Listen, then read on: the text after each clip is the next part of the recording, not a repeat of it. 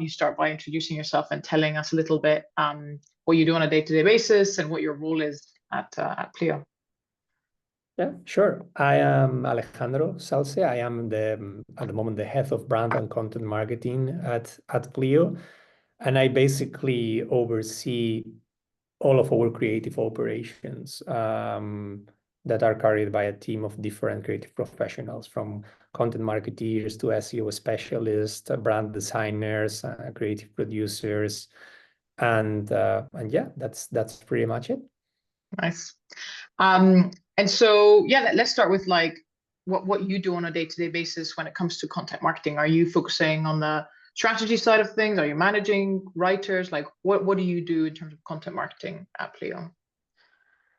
So we set our content marketing team in Pleo. I will say it's a quite recent team. We set it at 2 years ago.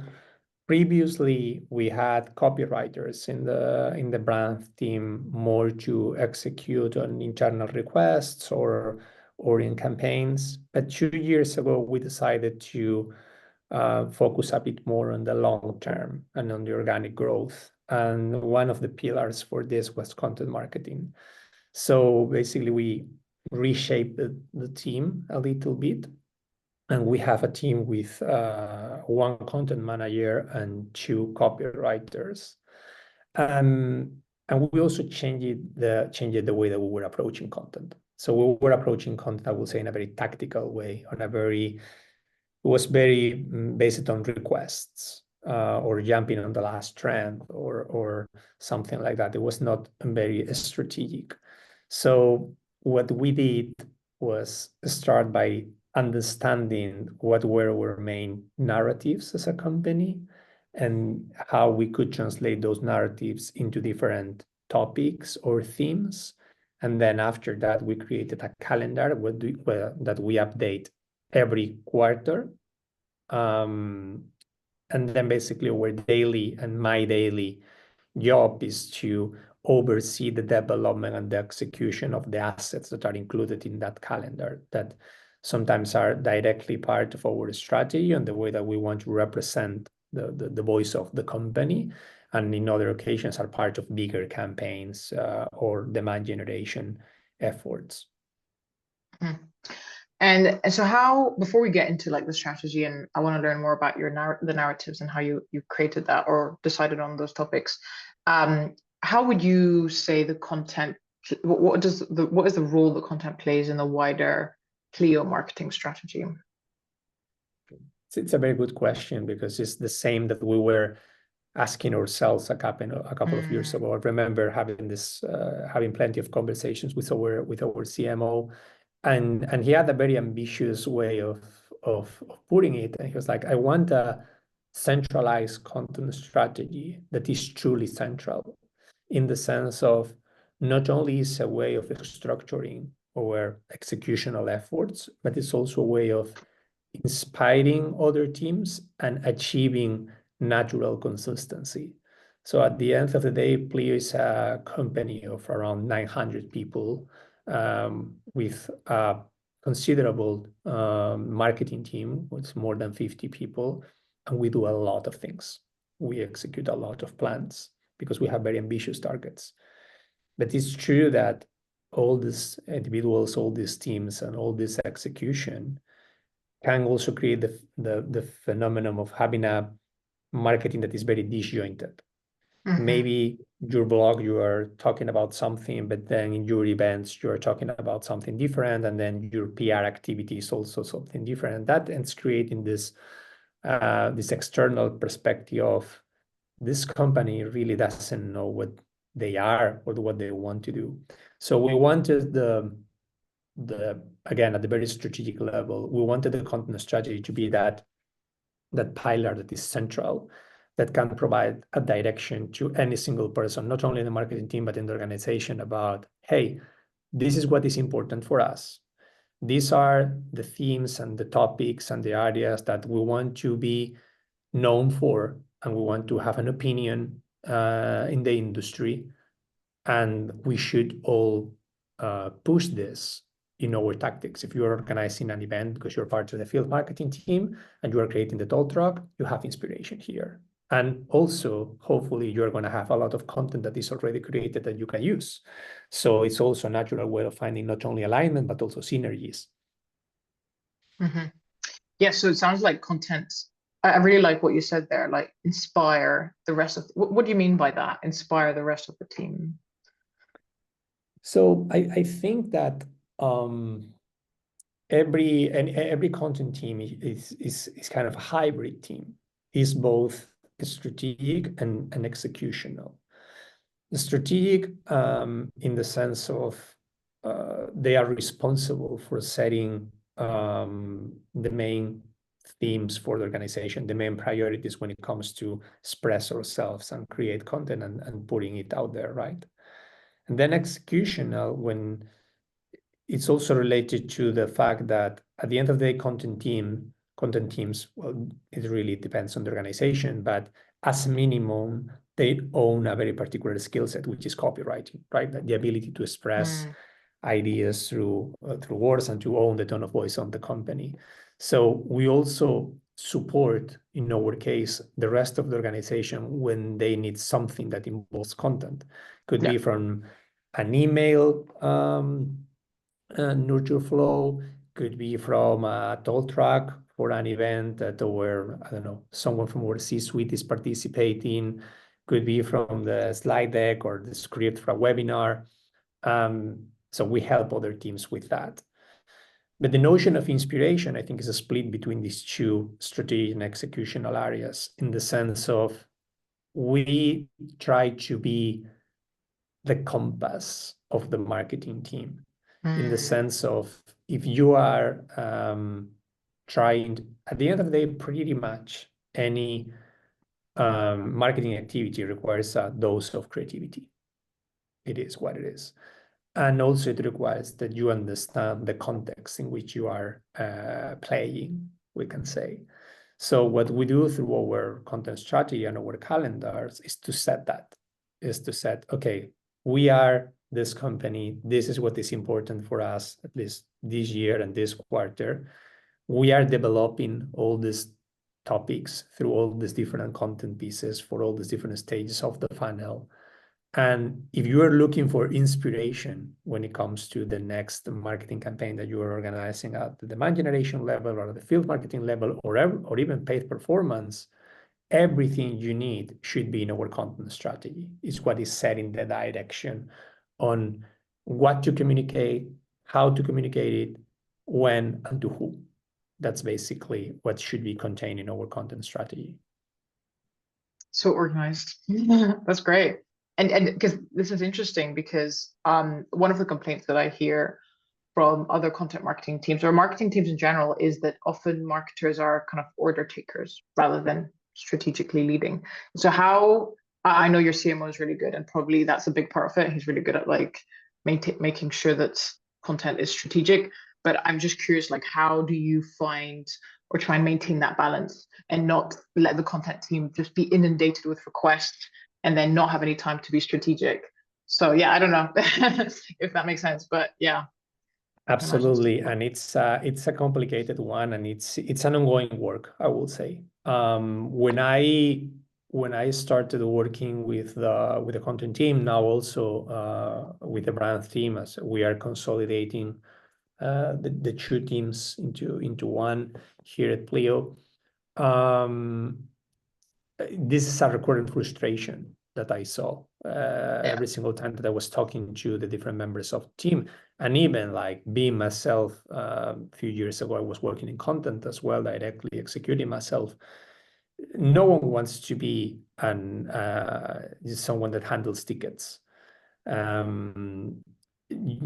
think that you can make the most out of a creative person by enabling them with the right context and the right problems and enough time to work on those two. That is when you can make the most out of the creative brain of a person, in the sense of, okay, maybe this can be solved with this great campaign, or this can be a phenomenal claim or a great ebook if we think more on content formats.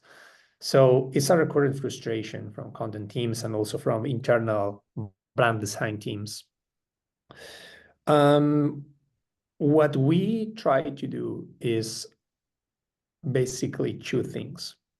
First one is we try to get a very strict control of the team's capacity and make sure that we are the ones saying when it is enough, when we don't have more capacity to get more tickets. Because, and then the tickets or the requests, they never end. Yeah. They never end. So you need to be, and this requires a lot of education and conversation and dialogue with the rest of the organization. You need to be very good and also, why not say, to repeat a lot, that you need to prioritize other aspects, not only the tickets. So you have a certain capacity per week or per month or per quarter, depending on how the team operates. In our case, it's per week when it comes to the requests. That is what I will say is the first part, is just making sure that you understand the capacity of the team, if it is, or the desired capacity, if it is 30%, 40%, 50% of the time, then probably something that you can translate into hours. Then if you are assigning a particular amount of hours that ticket should take, is very basic math. And at some point, it is what it is. There is no more capacity. And then is when you can onboard external resources or agencies and in order to amplify your capacity. But the second part that I think that is even more important and is related to the alignment and the understanding of the organization is, by the content marketing team, I mean, is if you create as much evergreen content as possible. And by evergreen content here, what I mean is content that really understands what your company wants to communicate and also really touches on the pain points of your audience that are not going to change every week. The real pain points of your audience is something that lasts for a long time. It's kind of a chronic pain. If you really understand that and you create very strong content pieces that really address those pain points and also position your company as the solution, what we have seen is that I will say for more than 50% of the tickets that we get, we already have a piece of content that can cover what is requested. So it happens to us that if we are proactive enough, and this is the strategic part, and we understand that, I will say, let's make a hypothetical situation here. The company is launching a new set of features that are addressing particular pain points for our persona. This is very good for our product. We understand this. We get this information from the product team. We, as content marketeers, craft the strategy on how to communicate this at all the different layers or stages of the funnel. And we start creating these assets. When eventually a demand generation person or a field marketeer or a paid performance person comes to you asking for content, you are already prepared. You can say, hey, we already have this very good landing page. We already have this infographic that we're sharing in socials. We already have this ebook that we created for customers. We have this another one that we created for prospects. And in most of the times, it's a matter of sharing an asset that is already created or adapting and tweaking things slightly. But this approach that we're calling internally evergreen content only works if the content marketers are really aligned with what the organization is doing and what the organization wants and needs to communicate. If the content marketing team is a silo that is not really in touch with the sales team, not really in touch with the product team, with the product marketing team, etc., then it's impossible. It's impossible to be proactive because you are not aware of the context.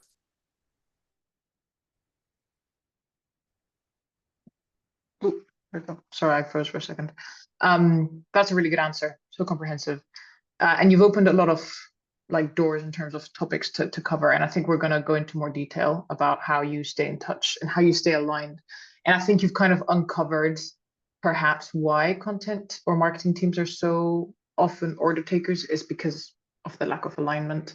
And so start with that, basically start with that in order to try and be more strategic, right? That's kind of what you're saying. Yeah, definitely. I think that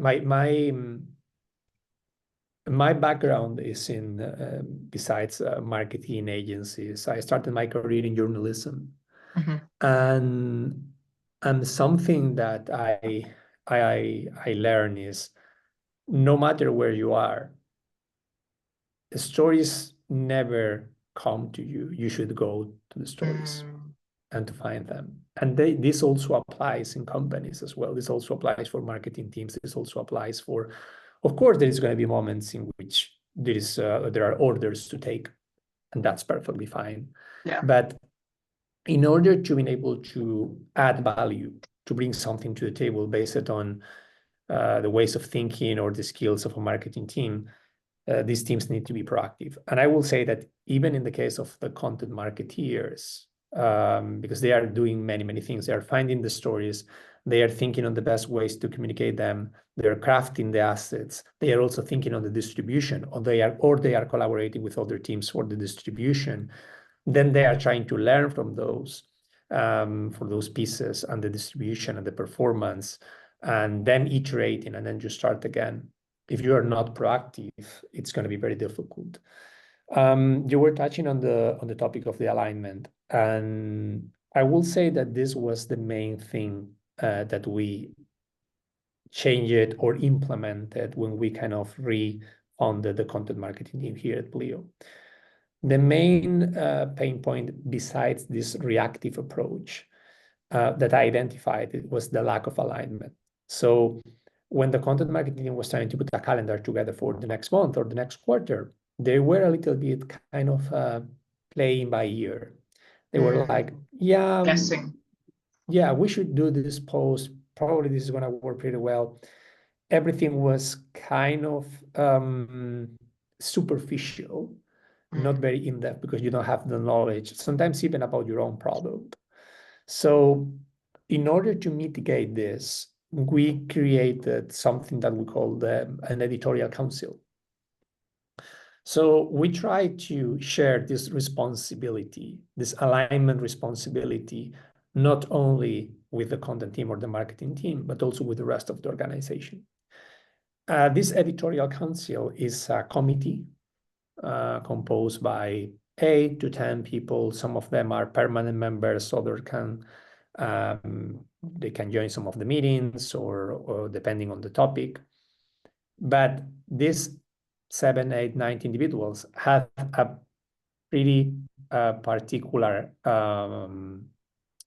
job to do here, or work to do, which was to share with the rest of the members of the committee during a monthly meeting of 2 hours or 1 hour and a half, what was in their scope. And what was in their scope covers what they are working on, but also the types of content that they are missing in order to communicate this. Also the ideas that they have, also things that they were looking forward to implement. And what we were doing as content marketeers in that meeting, we were moderating the meeting and taking all the notes. And after that, after getting all the insights from the different team members, so someone from the product organization, someone from the sales organization, someone from the user research team, someone from the, I would say, the product marketing, the PR team, even sometimes external members, such as subject matter experts, etc. And when after the meeting, what we were doing in the content marketing team is getting all these insights and trying to see patterns. Like what is happening in the industry that our PR agency is telling us? What is happening in our product? How is the product roadmap looking for the next 6 to 9 months? What is happening in the sales organization? What's the type of conversations that they are having with prospects? And then we were using that as the main input for our content calendarization. This way, we were creating kind of this natural alignment for the content calendar that eventually will allow us to have this evergreen approach, because we were making sure that every single thing that we were creating was aligned with a need that someone can have across the company. And we were not neglecting the product team or the sales team, etc. And that is so far working really, really well for us. It's a source of inspiration. It's not the only thing that we're paying attention to, of course, but it's a great input, and it's helping for alignment a lot. That's really cool. Yeah. So you meet once a month. It's about an hour and a half, 2 hours. And how do you moderate that meeting so it's not like a little bit chaotic and you can try and get the most out of it? I'm always curious about that. So sometimes you want chaos. Oh yeah. Sometimes you want a bit of chaos. You want conversation, because when conversation is also when there is conversation, is also when people is thinking, and when people is exchanging thoughts.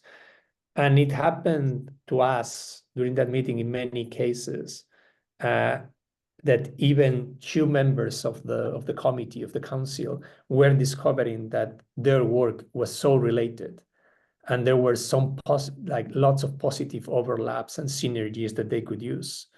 But what we do in order to prevent that it's only chaos is we try, and we're very grateful for all the to all the members of the organization that have been part of the council. We ask for a little bit of homework. So we send some guidelines in the sense of, okay, you have 5 to 10 minutes to prepare a short presentation or to share a few ideas about what's in your scope right now, what's the type of content that you would like to see, share a couple of examples of something that you have thought that this is very cool, we should have been doing this, or we should be including this in our content. So during the first half an hour of the meeting, or 45 minutes, is people just presenting basically what's in their scope and what's in their minds. And this, in most of the occasions, naturally triggers conversation. Someone asks a question, then suddenly we find a topic that it's interesting for everyone in the meeting. So then is when we, as content marketers, we go like, okay, there is something here. There is something here that is relevant for the whole organization. And we need to make sure that we are evaluating this to see if it has potential to become a theme or a set of topics or a content series for us. So yeah, it involves a little bit of preparation. Yeah, no, I love it. I think it's a really cool idea. And so it brings me to my next kind of question or topic, which is your content strategy. It sounds like this is kind of one of the inputs for your content strategy, but I imagine the content strategy is more of a quarterly or even yearly thing. So how do you think about your content strategy? How do you put it together? Is it like every year or something? And how do you decide kind of what topics to focus on, and maybe how often does that change? So I will say that we have a very dynamic content strategy, in the sense of we set the main pillars, or let's say the framework of the strategy, which is the more static part, at the beginning of every year. Okay. And that includes usually the audience that we are addressing, the persona, if it is like just a primary persona, or there's also secondary personas. And then we set the primary channels and the secondary channels. So what are the channels that we're going to invest more? And that's kind of more the static part of it.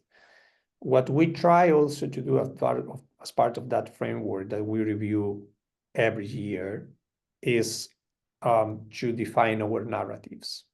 What we call a narrative at Pleo is those 2 to 3 broad thematic areas where we want to build a presence, and we want to be perceived as an actor that is helping and educating. In short, a reference. So this could be broader areas. Sometimes I started a bit more narrow, but it could be from particular pain points of the persona. Let's say, for example, for a finance persona, it could be managing cash flow or all things related to cash flow. Maybe we want to build our presence there. Or maybe it could be more thought leadership areas, such as like the future of finance and the impact of AI. So for that, besides our editorial council, we have a lot of ongoing collaboration with the product marketing team. And we try to align with them. Okay, what's our target audience? What are the main priorities at the company level and product level looking like? And we try to use that as an input for the content strategy that we set at the beginning of the year. Then we have a more dynamic area, I will say, which is more connected to the actual execution of it and the calendarization of the content. We address that from two perspectives. One is quarterly. We try to review at the end of the quarter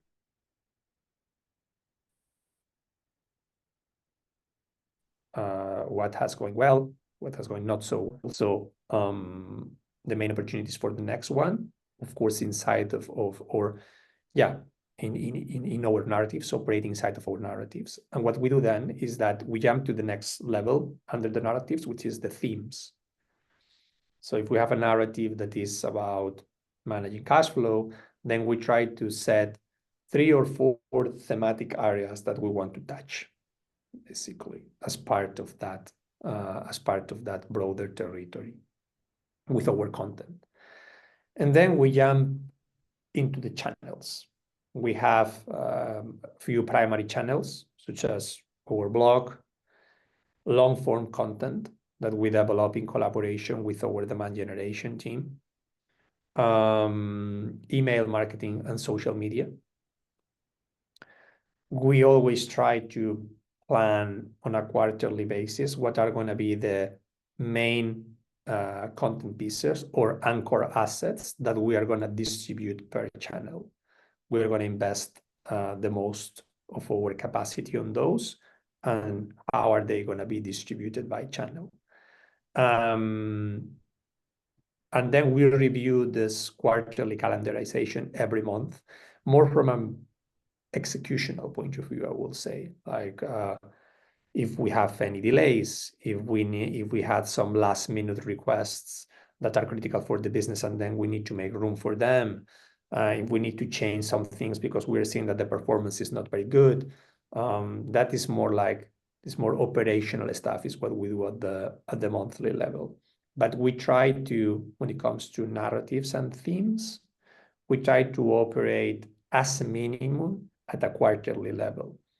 That is because it's very difficult to create consistency and to really address a thematic area properly if you are changing your calendar every week. It's pretty much impossible. And what you are creating is a very disjointed experience. And then people goes to your blog, you are pretty much talking about everything, but nothing. There is no any even more, I will say, more operational tactics at the optimization level that you should do, such as internal linking, recommended articles, etc., that you cannot do because everything is chaotic. So we try to elevate a little bit our operation. Mm-hmm. Nice.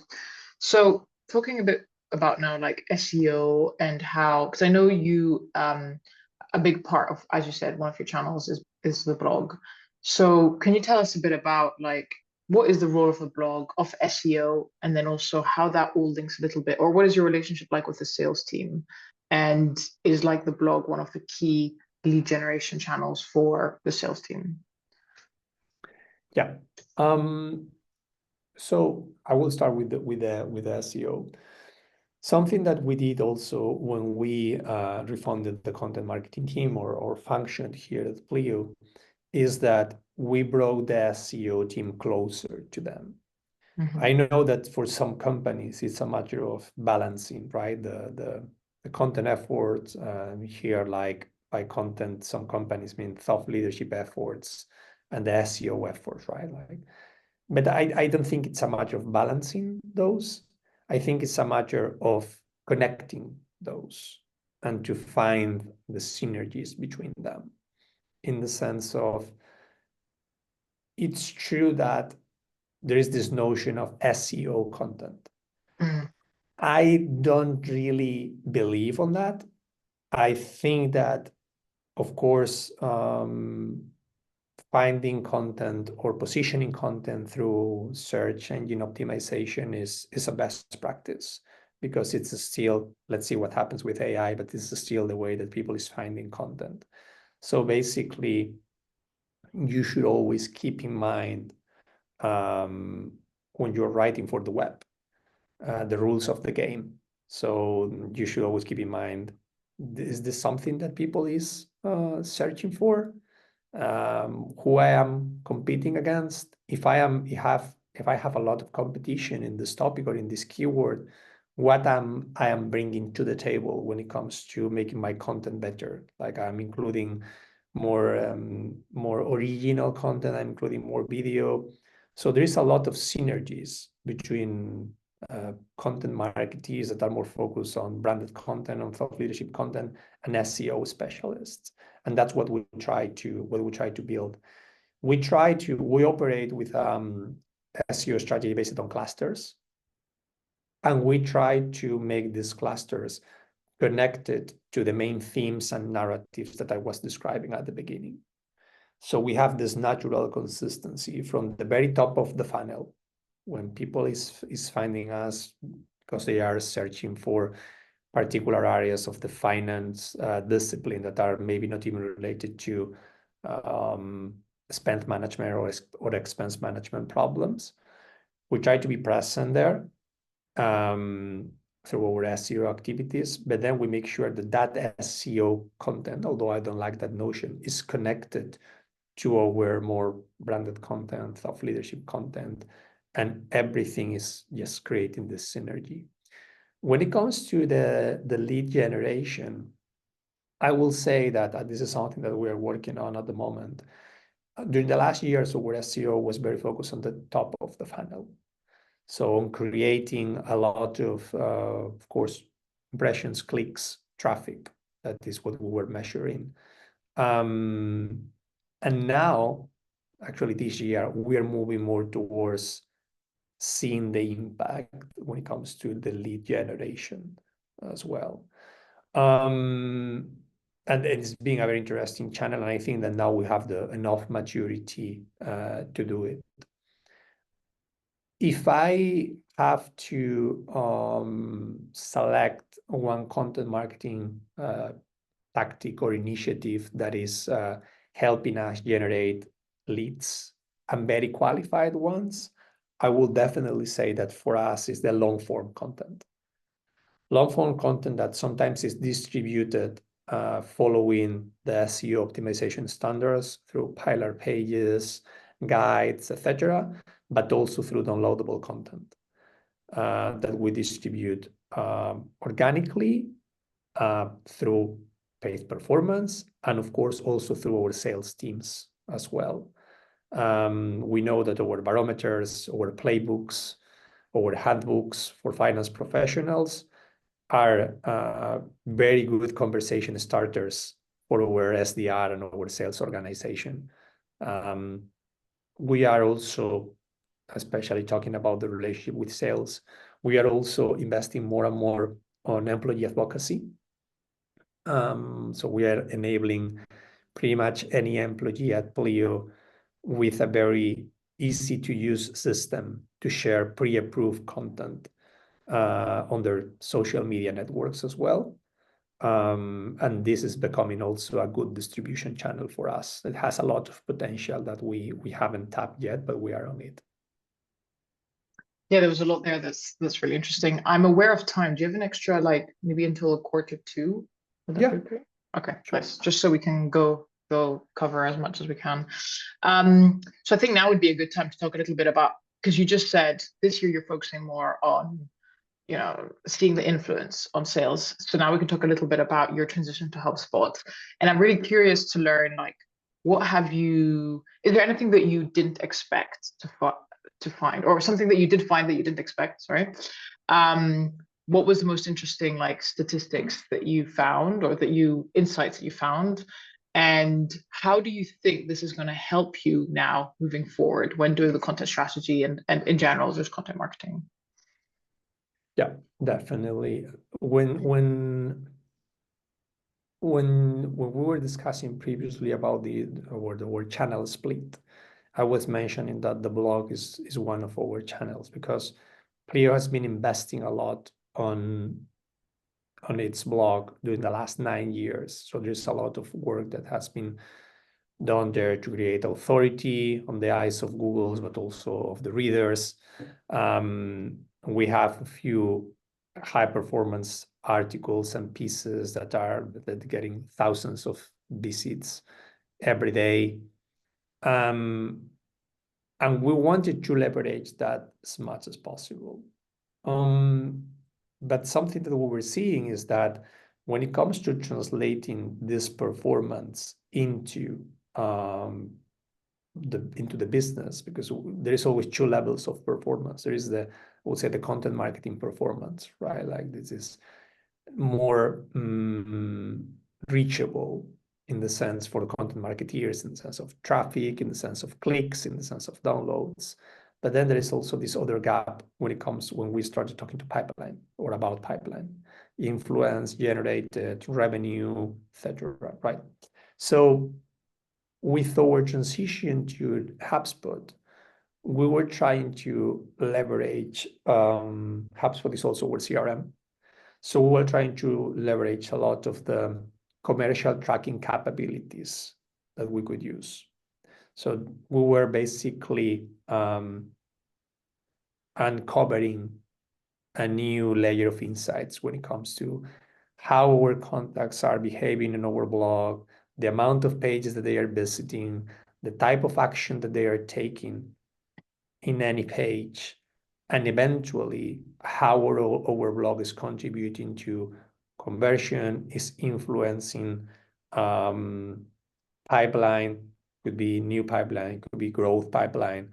So this is something that now we just migrated. So we are in the process of seeing, but I am very surprised in a good way by the amount of commercial insights that now we can add to our content marketing reporting when it comes to our blog as a channel, besides, of course, keywords, traffic, time on page, etc., etc.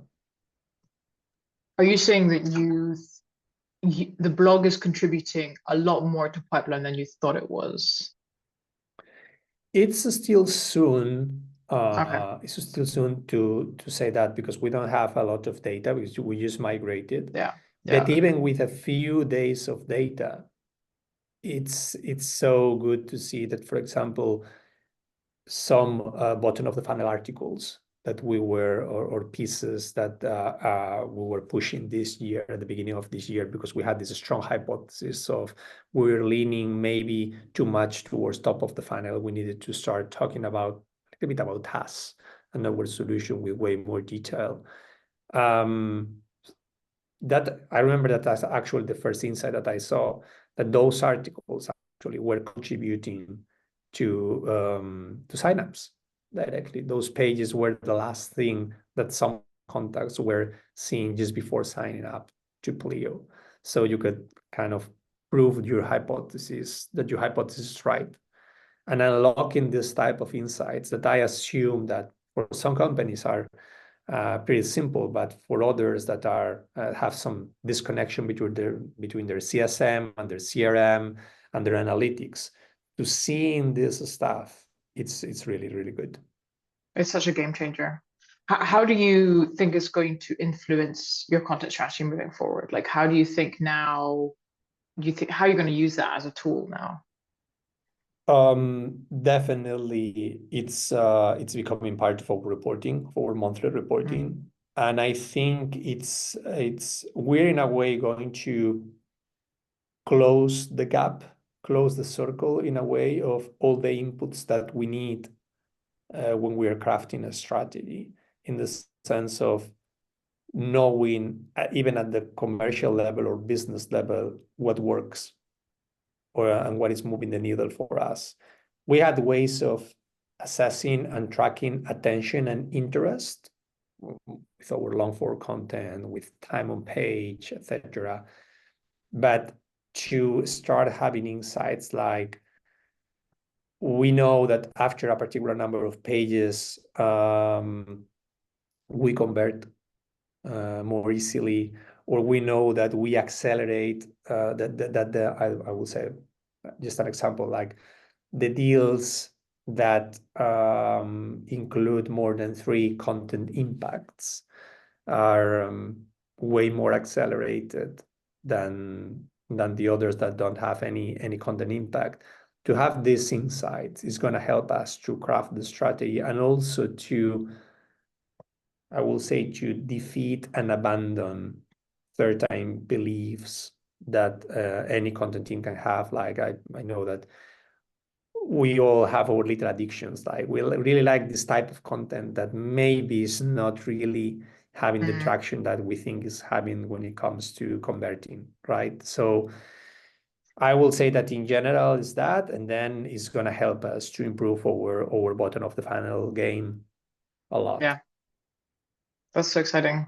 We should check in a year and see how things are going, because I'm very curious to hear how, now that you've got that data, how that strategy is going to change now, and how you're going to, or the topics even, maybe you discover, because I remember when we've done this with clients, like you set up the tracking, and it's sometimes the topics that you didn't really realize, or you didn't think they were getting 100 page views a month, maybe very few page views, so they were below the radar. And then you see that they've brought in some of the biggest deals, and then you're like, oh, that's interesting. It's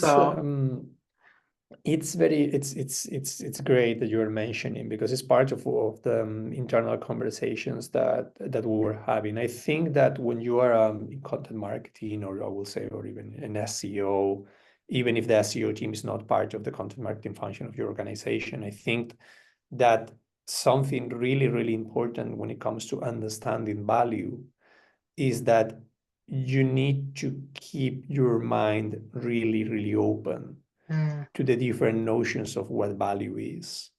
So it could be the case, and that has happened to us, that you have killer articles in the sense of position #1 in Google for many years, driving thousands of visits, but maybe those are very informational articles that happen at the very top of the funnel that are really, really valuable for your content strategy, but you need to properly understand the value that those are bringing. The value that those are bringing is more related to brand awareness, is more related to maybe opening this door in the mind of your target audience, for them to, maybe they were looking for a particular piece of information, and they find it in your blog, even if they don't know who you are. But then there's also these other cases, which there is content at the bottom of the funnel that is maybe not getting the same level of attention. So also it's impossible. There's this process of filtering. There is being a killer from a different point of view, from the point of view of the business. And you know that every single person that touches that article executes an action that you want just after.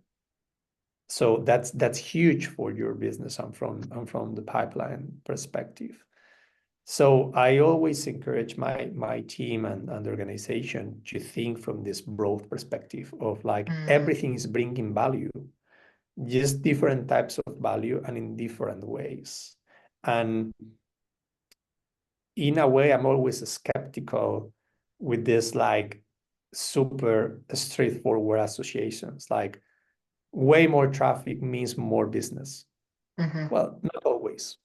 It's great to have a lot of traffic, but not always means more business. And for lots of business and content marketing teams that I know, they have amazing traffic and amazing rankings, but then that's not being translated into the business. That is what we're trying to unlock with a system like HubSpot for our blog, and eventually for all of our demand gen activities as well. Yeah, that's so exciting. Well, it's music to my ears, as you know. because of the kind of agency that I run. So it's really exciting to see that in practice. Well, one last topic I want to touch on before we finish is, and I'm sure anyone who knows about Pleo will have this question, which is localization, because you operate in a lot of markets and a lot of different languages. So how do you think about it now? I know we've talked about it in the past, and I'm curious what have you found works in terms of trying to localize a blog in so many different languages and different locations as well? It's it's a very good question, and it's not an easy task. Yeah. But I think that we have managed to find a really good setup. We have an internal localization team that serves the whole organization, and it's a great team. It's super structured. They work in a spectacular way, and they have very good SLAs towards the rest of the organization. As you can imagine, being the content marketing team, we are one of their main customers or internal customers. So we try to keep a very, I would say, an ongoing dialogue with this team in order to make sure that they adapt to our needs. And they have done it in a fantastic way. So what we did from our perspective is that we also switch our approach to content. And although Pleo's main language is English, that's the UK, so our main market, and also the language of the organization is English, we don't create content only in English. All the content that we create is meant to be translated. Even our content style guide has dedicated sections to educate content producers on how to create content that is, let's say, translation friendly. So what we try is that once the English piece is ready, we submit that to localization, and in a matter of just 2 to 3 days, depends on the asset and the length, is ready in all the languages. Usually for our main markets that are 7. And then what we have is the localization teams not only does the localization, but not only does the translation, also does the localization. So they have local experts that have been with Pleo for quite some time in most of the cases. So they understand our themes, our narratives, they understand the product, etc. And they do also the quality review of the content to make sure that it makes sense in the local language, also from a cultural point of view. So yeah, I would say it's a quite complex process, but executed in a very straightforward way. And for us, it works. And it works really well. That's great. Yeah, I can imagine it being quite complicated. Does the localization team also, like, for example, if you're doing an SEO article, would they also pick the keyword, or would you pick the keyword and they translate it? It's a very good point. The SEO strategy that is part of the content marketing strategy runs in a bit of a different way. Okay. So we don't translate, we don't localize, because what you were mentioning, the keywords sometimes, also from the point of view of the performance of the keyword, is not the same across different markets. So what we have is a unified cluster approach. So if we know that we want to win the invoices or invoice management cluster, we set that as the direction, but then we try to identify the main queries and keywords per market that sometimes are similar, sometimes are translations, other times are completely different. Then we develop, let's say, individual content pieces in the local languages. Those are not executed by the internal content marketing team at Pleo. Those are executed by a network of agencies that we have in Europe. Got it. Okay, nice. So my last question is, what is the piece of content that you are proudest of that you've done at Pleo or helped do? We and I would like to emphasize the we, because it's it's the product of the work of many teams, not only the content specialists, also the brand designers, videographers. We have a couple of things that I am particularly proud of.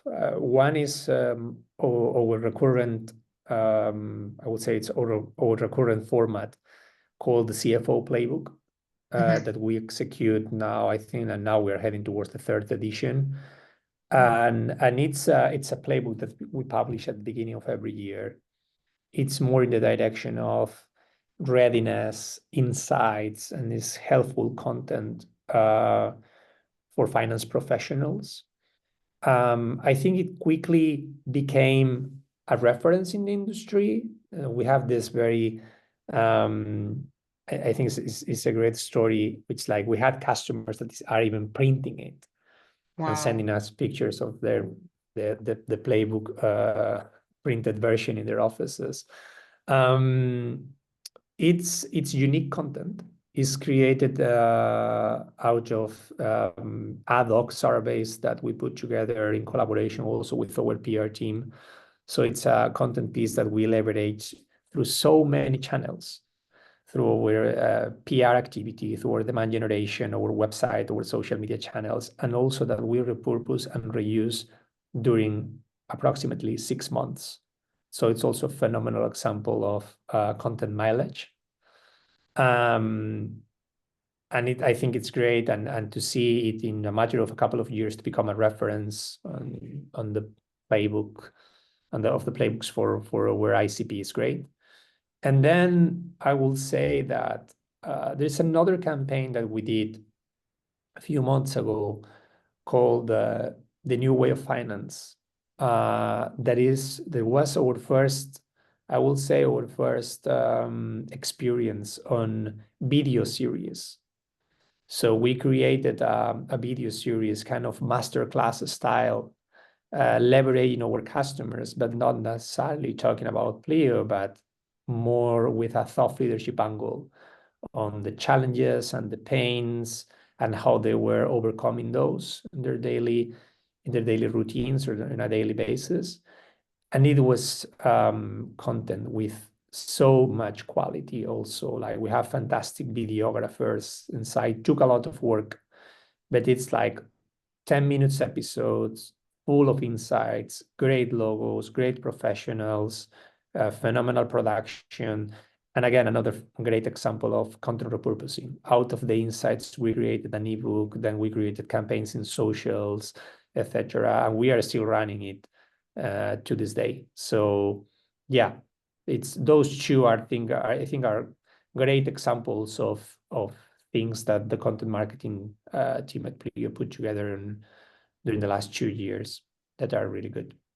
Yeah, the CFO playbook is like promoted across LinkedIn. I know every time you do it, everyone sees it, and it's really, I think, we said a very good example of like a long form piece of content that's doing a really good job for Pleo. So yeah, I agree. Well, thank you so much, Alex. This was super comprehensive. I know that we only touched the surface, to be honest. There's so much more, but time is limited, so we do what we can.